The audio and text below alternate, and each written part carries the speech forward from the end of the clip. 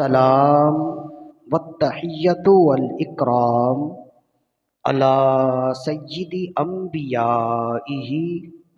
وسند اولیائہ وعلی آلہ واصحابہ وبارک وسلم۔ جمعے کے دن درود و سلام پڑھنے کی بڑی برکتیں، بڑی فضیلتیں، بڑی عظمتیں ہیں۔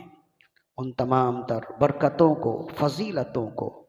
عظمتوں کو مد نظر رکھتے ہوئے ایک مرتبہ بلند آواز سے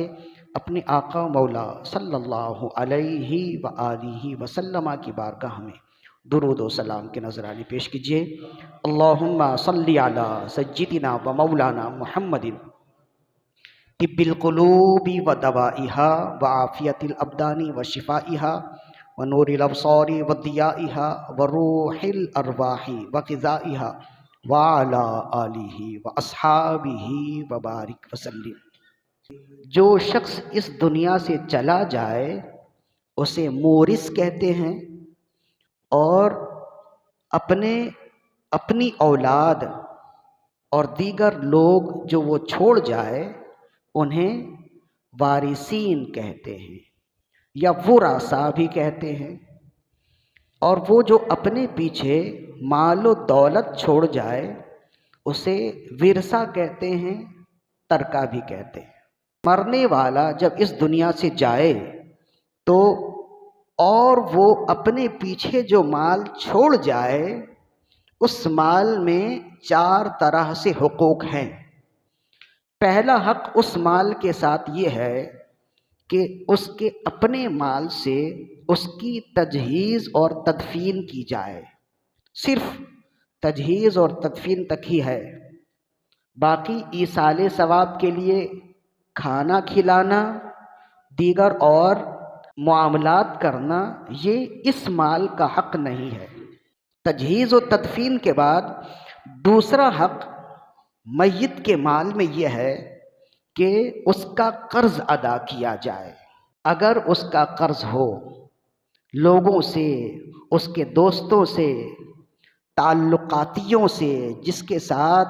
جن لوگوں کے ساتھ اس کا معاملہ ہوتا تھا یا ممکن ہے کہ ہو، ان سے پوچھا جائے قرض ہے کہ نہیں، اور اگر یقین ہو جائے تو اس کے خود کے مال سے قرض ادا کیا جائے، یہ فرض ہے۔ حتیٰ کہ اگر قرض کی ادائیگی میں پوری رقم لگ جائے تو پورا مال قرض کی ادائیگی میں ہی دے دینا ہے۔ قرض کی ادائیگی کے بعد پھر اگر مال بچ گیا تو پھر مرنے والے نے جو وصیت کی ہے اس مال میں سے وصیت کا مال الگ کیا جائے گا۔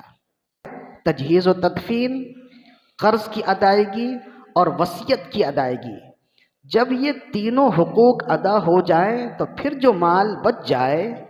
اس مال کی تقسیم ہوگی مرحوم کی کل اولاد میں، اور والدین اگر ہیں تو والدین میں، بیوہ اگر موجود ہیں تو ان میں۔ تو یہ 4 حقوق ہوتے ہیں۔ ورثاء کے درمیان میں اس مال کی تقسیم کی باری 4تھے نمبر پہ ہے۔ اب مرنے کے بعد اگر کوئی شخص پہلے ہی اس مال کو تقسیم کر لے، یہ 3 کام نہ کرے تو وہ گناہگار ہوگا، اس لیے کہ مرنے والا تو اس دنیا سے چلا گیا، اب اس کے مال پر حقوق وارثین کا ہے، تو وارثین کے لیے سب سے پہلی ضرورت یہ ہے کہ وہ اس مال کے حقوق کو سمجھیں۔ جب وہ سمجھیں گے جب ہی ادا کریں گے نا۔ تو تجہیز و تدفین ہم نے بتا دیے، قرض کی ادائیگی اور اس کی اہمیت اور اس کا طریقہ وہ بھی ہم نے بتا دیے، اور قرض کی ادائیگی میں ہی بیوی کا مہر بھی آئے گا، وہ بھی ہم نے بتا دیا۔ اس کے بعد تیسری باری ہے یا تیسرا حق اس مال میں اس کے بعد ہے وصیت کا، تو اس پر آج ہم نے انشاءاللہ مختصراً گفتگو کرنی ہے۔ تو دیکھیں، وصیت یہ بھی دین اسلام کا ایک حسن ہے، ایک حسین اور خوبصورت پہلو ہے۔ اب اس کا حسن کیا ہے، اسے سمجھنے کے لیے سب سے پہلے یہ سمجھیے کہ سورہ بقرہ کی آیت نمبر 180 میں اللہ تعالیٰ نے ارشاد فرمایا کتب علیکم اذا حضر احدکم الموت ان ترک خیرا الوصیۃ للوالدین والاقربین بالمعروف حقا علی المتقین، کہ تم پر وصیت کرنا فرض ہے جب تم پر موت آئے، تو موت سے قبل وصیت کرنا فرض ہے۔ اگر تم نے اپنا کچھ مال چھوڑا ہے تو وصیت کرو والدین کے لیے، قریبی رشتہ داروں کے لیے، دستور اور عدل و انصاف کے مطابق، حقا علی المتقین، پرہیزگاروں پر یہ حق ہے۔ تو سورہ بقرہ کی آیت نمبر 180 میں اللہ تعالیٰ نے وصیت کرنے کو فرض قرار دیا، لیکن یہ آیت منسوخ ہے۔ یہ آیت شروع میں اتری جب لوگ اپنا مال چھوڑ جاتے اور پیچھے ورثہ مال کی تقسیم کاری پر لڑتے تھے، تو اس وقت یہ آیت نازل ہوئی اور کہا گیا کہ اپنے ورثہ کو دست و گریباں ہونے سے بچانے کے لیے تم موت سے قبل اپنے مال کی وصیت کر جاؤ۔ تو لوگ پھر وصیت کرتے رہے، پھر جب آگے جا کر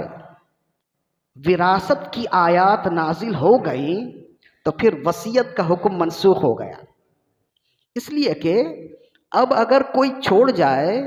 تو اس میں لڑنے کی ضرورت نہیں ہے کہ کس کو کتنا ملے گا، اس لیے کہ جب وراثت کی آیات اتر گئی اور آیات وراثت نے یہ بتا دیا شوہر کو اتنا ملے گا، بیوی کو اتنا ملے گا، ماں اور باپ کو اتنا اتنا ملے گا، بچوں کو، لڑکوں کو، لڑکیوں کو اتنا اتنا ملے گا، جب ہر ایک کی تقسیم کر دی گئی، ہر ایک کا حصہ بتا دیا گیا،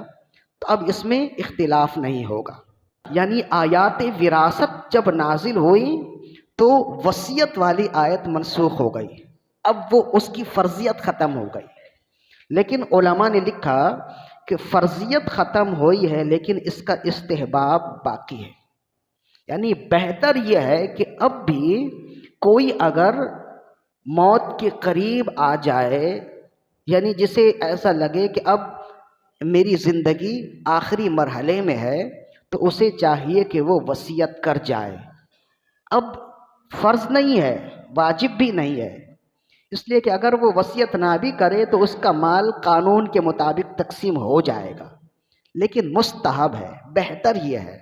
اور اس بہتری کی طرف خود رسول اللہ صلی اللہ علیہ وآلہ وسلم نے اشارہ فرمایا، جو صحیح بخاری کی حدیث ہے۔ حضرت عبداللہ ابن عمر رضی اللہ عنہما فرماتے ہیں ما حق امرئ مسلم تمر علیہ ثلاث لیال الا وصیتہ عندہ او کما قال، یعنی ہر مسلمان کے لیے بہتر یہ ہے کہ اس پر 3 راتیں بھی ایسی نہ گزریں کہ اس کا وصیت اس کے پاس نہ ہو، بہتر یہ ہے کہ اس کا وصیت اس کے پاس لکھا ہوا ہو۔ حضرت عبداللہ ابن عمر رضی اللہ عنہما اس روایت کے بعد فرماتے ہیں کہ مجھ پر 3 راتیں بھی ایسی نہیں گزرتی میرا وصیت نامہ میرے پاس لکھا ہوتا ہے۔ تو یہ واجب یا فرض نہیں ہے، لیکن احتیاط اسی میں ہے۔ تو اب یہ تو ہو گئی اس کی فرضیت اور استحباب کے حوالے سے ایک بنیادی بات۔ اب دوسری بات یہ ہے کہ وصیت کرنا بہتر کیوں ہے؟ تو اس کی وجہ فقہائے کرام نے بہت خوبصورت وجہ بیان کی۔ فرمائے دیکھیں انسان زندگی میں مختلف مراحل میں ہوتا ہے، زندگی مختلف انداز میں گزارتا ہے، کبھی ایسا بھی ہوتا ہے اس کے ساتھ کہ کسی حقدار کو وہ حق نہیں دے پاتا، کبھی ایسا بھی ہوتا ہے کہ یا تو جان بوجھ کر یا انجانے میں کسی کے ساتھ غلط کر دیتا ہے، کسی کے ساتھ ظلم کر دیتا ہے، اس وقت اسے احساس نہیں ہوتا، یا تو شیطان کے شکنجے میں ہوتا ہے، یا غرور میں ہوتا ہے، یا تکبر میں ہوتا ہے، تو اس وقت اسے احساس نہیں ہوتا۔ لیکن جب بندہ بستر مرگ میں آتا ہے نا، جب وہ موت کے قریب آتا ہے اور بیمار ہو جاتا ہے، تو بچپن سے لے کر جوانی اور جوانی سے لے کر اب تک اس نے جس کے ساتھ جو کچھ کیا ہے وہ ساری باتیں اس کے ذہن میں چل رہی ہوتی ہیں۔ پھر اسے احساس ہوتا ہے کہ میں نے فلاں کے ساتھ غلط کیا تھا، تو اب اسے افسوس ہوتا ہے نا، تو اللہ تعالیٰ نے موت کے آخری لمحے بھی اس غلطی کے ازالے کے لیے وصیت کو مستحب رکھا، کہ اگر موت کے آخری مرحلے میں بھی اسے یہ احساس ہو جائے کہ میں نے فلاں کے ساتھ غلط کر دیا ہے، تو اب وہ کیا کرے؟ اب فلاں تو ہے نہیں، دور ہے اور موت قریب ہے، تو کہا کہ پھر وہ فلاں کے لیے اپنے مال میں سے کچھ وصیت کر جائے، تاکہ اس کی موت کے بعد جب اس کی وصیت کے مطابق اس کا مال اسے ملے تو وہ راضی ہو جائے گا، قیامت کے دن پھر اس کی پکڑ نہیں ہوگی۔ تو یہ وصیت کا ایک خوبصورت پہلو ہے جو اسلام میں ہے، اور اسلام چاہتا ہے کہ انسان بالخصوص مسلمان جب دنیا سے جائے تو دنیا والوں کے حقوق ادا کر کے جائے، تاکہ قیامت میں اس کی نیکیاں اس سے نہ لے لی جائیں۔ تو اس وجہ سے وصیت کا حکم دیا گیا، اور یہ ایک وقت میں فرض رہا اور پھر اس کے بعد یہ مستحب ہو گیا۔ تو یہ تو ہے وصیت کے حوالے سے، ایک تو اس کی فرضیت بتا دی، اور پھر اس کا استحباب کیوں ہے، اس کی وجہ اور حکمت کیا ہے، یہ ہم نے بیان کر دیے۔ اب تیسری بات یہ ہے کہ وصیت کس طرح کی جائے اور وصیت کس کے لیے کیا جائے۔ تو اس میں پہلی بات یہ سمجھ جائیں، وارثین کے علاوہ کسی کے لیے وصیت کی جائے تو وہ وصیت نافذ العمل ہے، وارثین کے لیے وصیت نافذ العمل نہیں ہے۔ مثلا کہ باپ نے وصیت کر دی کہ میرے 4 بیٹے ہیں، تو بڑا بیٹا جو ہے اس نے میری بڑی خدمت کی ہے، باقی بیٹے تو پیچھے چلے گئے، انہوں نے نافرمانی کی، تو بڑے بیٹے نے بڑی خدمت کی، میرا خیال رکھا، تو میری جائیداد میں سے 2 لاکھ میرے بڑے بیٹے کو ایکسٹرا دے دیا جائے، یا میری فلاں زمین میرے بڑے بیٹے کو دے دی جائے۔ تو یہ یاد رکھیے کہ اگر اس طرح کی کوئی وصیت ہو تو وہ نافذ العمل نہیں ہے، وارثین کے لیے وصیت ہے ہی نہیں،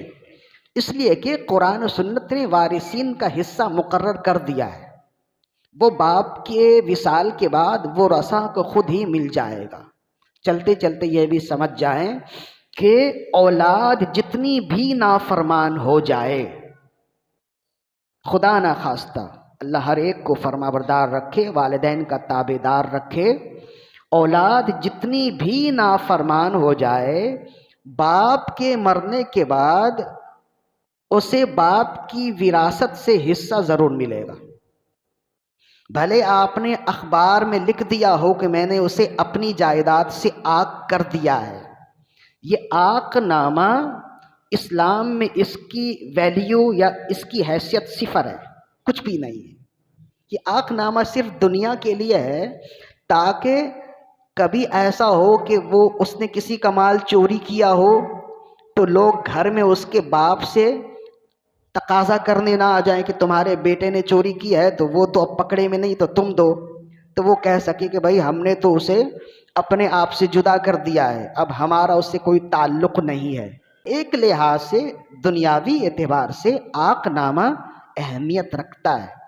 لیکن شرعی لحاظ سے اس کی کوئی اہمیت نہیں ہے۔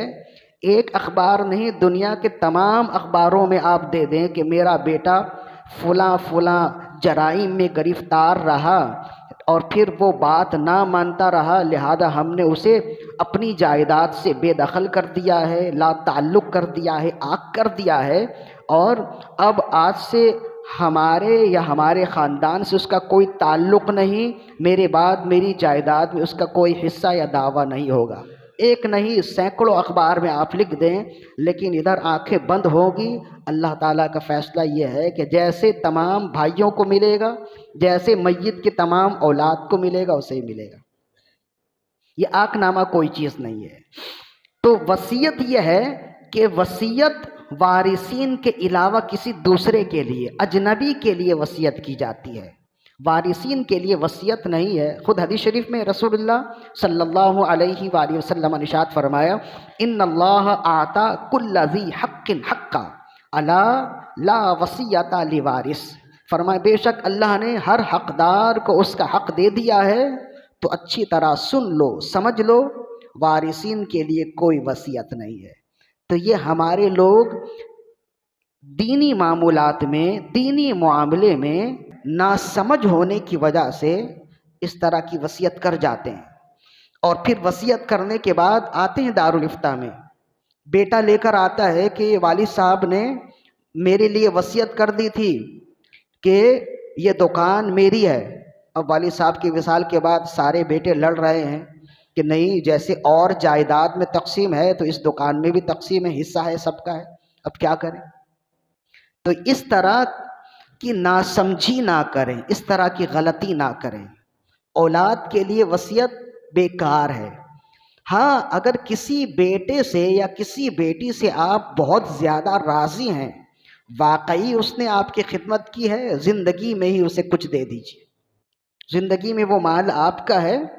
ایسا لگتا ہے کہ بیماری کے ایام میں اور بیٹوں نے ساتھ چھوڑ دیا، بیٹیوں نے ساتھ چھوڑ دیا، ایک بیٹا آخری وقت تک رہا، تو آخری وقت میں آپ اس کے لیے کوئی چیز لکھ دیں اور زندگی میں ہی اس کے ہینڈ اوور کر دیں، اسے قبضہ دے دیں۔ صرف لکھ دینا بھی کافی نہیں ہے، لکھیں گے ادھر آنکھیں بند ہوئی، وہ وصیت ہے، اور وصیت نافذ العمل نہیں ہے، لیکن لکھ کر زندگی میں ہی سانسیں رہتے ہوئے اس کے حوالے کر دیا تو پھر اس کا قبضہ ہو گیا، تو پھر آپ کی طرف سے اسے فائدہ پہنچ جائے گا۔ تو ایک بات یہ ہے کہ ورثاء کے لیے وصیت نہیں ہے، وصیت غیر وارثین کے لیے ہے۔ اور دوسری بات یہ ہے کہ اجنبی کے لیے بھی جو وصیت ہے وہ کل مال کا نہیں ہے، کل مال میں سے 1/3، یعنی کل مال کے 3 حصے کر لیجئے، تو 2 حصے دیگر کاموں میں ہوں گے جو ہم نے بتا دیا، ایک حصہ ہے نا 1/3، اس حصے پر وصیت نافذ العمل ہے۔ بعض اوقات ایسا بھی ہوتا ہے کہ آخری وقت میں کسی نے وفاداری نہیں کی، باپ کو غصہ ہے کہ میں اپنی زندگی بھر کی کمائی ان اولاد کو دوں، جس نے زندگی میں میرا خیال نہ رکھا، تو میں اپنے کل مال کی وصیت کسی فلاحی ادارے کو کر رہا ہوں، وصیت نامہ اس نے بنا کر دے دیا۔ تو یہ یاد رکھیے کہ اگر کوئی ایسا کر بھی دے، لکھ بھی دے، تب بھی اس کی کوئی حیثیت نہیں ہے۔ اجنبی کے لیے کل مال کی وصیت غیر نافذ العمل ہے، 1/3 مال کی وصیت ہوگی، اس کے علاوہ نہیں ہوگی۔ اگر کوئی تمام کل مال کی وصیت بھی کر دے گا تب بھی 1/3 وصیت ہی نافذ العمل ہوگی، اس کے علاوہ نہیں ہوگی۔ 1/3 مطلب 3 کروڑ ہیں تو 1 کروڑ پہ وصیت جاری ہوگی، باقی 2 کروڑ پہ نہیں، یا 3 لاکھ کہہ لیجئے، تو 3 لاکھ اگر وہ چھوڑ کر گیا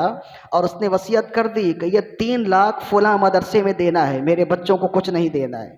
تب بھی ان 3 لاکھ میں سے 1 لاکھ پر فلاں مدرسے کی وصیت جاری ہوگی، 2 لاکھ اولاد کو تقسیم کیے جائیں گے۔ تو یہ اسلام کا قانون ہے۔ اس کی وجہ یہ ہے کہ والدین وقتی طور پر ناراض ہوتے ہیں، لیکن مرنے کے بعد پیچھے اگر بچے در در کی ٹھوکریں کھائے نا تو والدین کو قبر میں بھی تکلیف ہوگی۔ تو اللہ تو جانتا ہے نا، والدین کی محبت کو بھی جانتا ہے، ان کے وقتی غصے کو بھی جانتا ہے۔ تو اللہ تعالیٰ نے یوں ہی اسی وجہ سے فیصلہ فرمایا کہ اگر کوئی ایسا ہو تو پھر اگر کل مال کی بھی وصیت کر جائے تو 1/3 وصیت ہی نافذ العمل ہوگی۔ ہاں، اس میں ایک پہلو ضرور ہے کہ اگر باپ نے کل مال کی وصیت کر دی اور باپ کی وصیت کے بعد، موت کے بعد، تمام اولاد، تمام ورثاء بھی کہیں کہ جب والد نے یہ وصیت کر دی ہے تو ہم راضی ہیں، اگر وہ اس وصیت سے راضی ہو گئے تو جسے وصیت کی ہے، خواہ وہ وارث ہو خواہ وہ غیر وارث ہو، سب کو وہ وصیت چلی جائے گی، اس لیے کہ کل مال میں سے 1/3 وصیت نافذ کرنا، کل مال کو روک دینا، یہ ورثاء کے حق کی وجہ سے تھا۔ اب جب ورثاء خود ہی اپنا حق دینے کے لیے راضی ہیں تو پھر جب وہ راضی ہیں تو پھر ان کا مال ورثاء میں، وہ اس نے جہاں کہیں بھی وصیت کی ہے وہ وصیت نافذ ہو سکتی ہے۔ اور اس کی دلیل حضرت سعد بن ابی وقاص رضی اللہ عنہ کی حدیث ہے کہ حضرت سعد بن ابی وقاص رضی اللہ عنہ فرماتے ہیں فتح مکہ کے دن، فتح مکہ کے سال ہی شدید بیمار ہوئے حتیٰ کہ زندگی سے مایوس ہو گئے، تو رسول اللہ صلی اللہ علیہ وآلہ وسلم آپ کی عیادت کو تشریف لائے۔ سعد بن ابی وقاص بڑے جلیل القدر صحابی ہیں۔ غزوہ احد کے دن رسول اللہ ان سے فرما رہے تھے ارمی یا سعد فداک ابی و امی، اے سعد تیر چلاؤ، میرے ماں باپ تم پہ قربان ہو جائے۔ اتنا بڑا مقام و مرتبہ ہے، تو بڑے ہر دل عزیز تھے اور رسول اللہ کے بڑے منظور نظر تھے۔ سعد بن ابی وقاص رضی اللہ عنہ بیمار ہو گئے، رسول اللہ صلی اللہ علیہ وسلم ان کی عیادت کو تشریف لائے تو عرض کرنے لگے یا رسول اللہ صلی اللہ علیہ وآلہ وسلم، میرے پاس تو بڑا مال ہے، تو میں یہ چاہتا ہوں کہ اپنی زندگی میں ہی اپنے کل مال کی وصیت اللہ کی راہ میں کر دوں، تو آپ کیا فرماتے ہیں؟ آپ نے فرمایا نہیں، یہ بہت زیادہ ہے، کم کر دو۔ تو کہتے ہیں 3 حصے کی وصیت کر دو۔ آپ نے فرمایا یہ بھی بہت زیادہ ہے۔ فرمایا آدھے مال کی وصیت کر دو۔ فرمایا یہ بھی بہت زیادہ ہے۔ فرمائے 1/3 مال کی وصیت اللہ کی راہ میں کر دوں۔ فرمائے 1/3 صحیح ہے اگرچہ یہ بھی بہت زیادہ ہے۔ فرمایا 3 حصوں میں سے 2 حصے اپنی اولاد کے لیے رکھو، 1 حصہ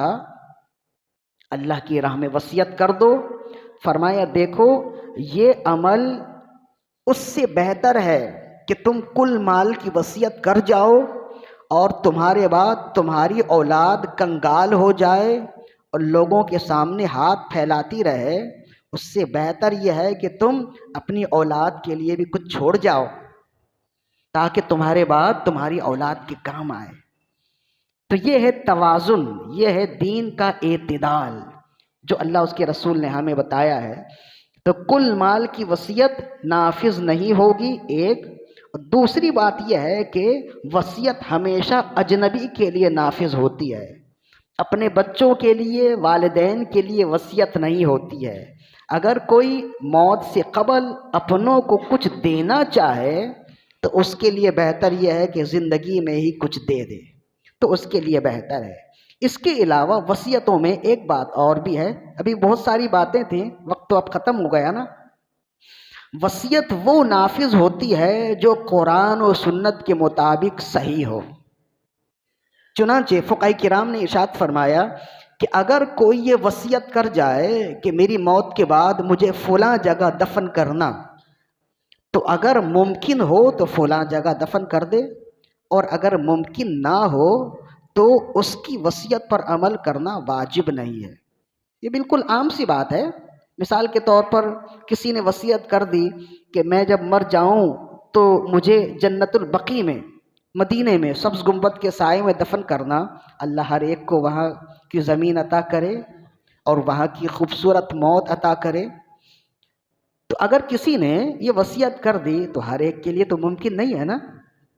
اسی طرح اگر کسی نے وصیت کی کہ مجھے قبرستان کی فلاں زمین میں فلاں جگہ مجھے دفن کرنا، تو علماء نے فرمایا کہ اگر ممکن ہو تو اس کی وصیت کے مطابق فلاں جگہ ہی دفن کرے، اور اگر ممکن نہ ہو تو اسے جہاں مرضی، جہاں آسانی ہو وہاں دفن کر دیا جائے۔ تو بہتر یہ ہوتا ہے کہ اولاد کو آزمائشوں میں ڈالنے کے بجائے ایسی وصیت مرنے والا کرے ہی نہیں جو اولاد کے لیے آزمائش کا پہلو نکلے اور آزمائش کا سبب بنے۔ تو یہ وصیت کے حوالے سے چند باتیں ہیں جو غور طلب ہیں۔ ابھی بہت ساری باتیں تھیں، انشاءاللہ اپنی گفتگو کے بیچ میں یا درمیان میں یا آخر میں اس پر بھی انشاءاللہ گفتگو کر لی جائے گی۔ اللہ تعالیٰ سے دعا ہے کہ ہماری آج کی حاضری اپنی بارگاہ میں قبول و مقبول فرمائے۔ وما علینا الا البلاغ المبین۔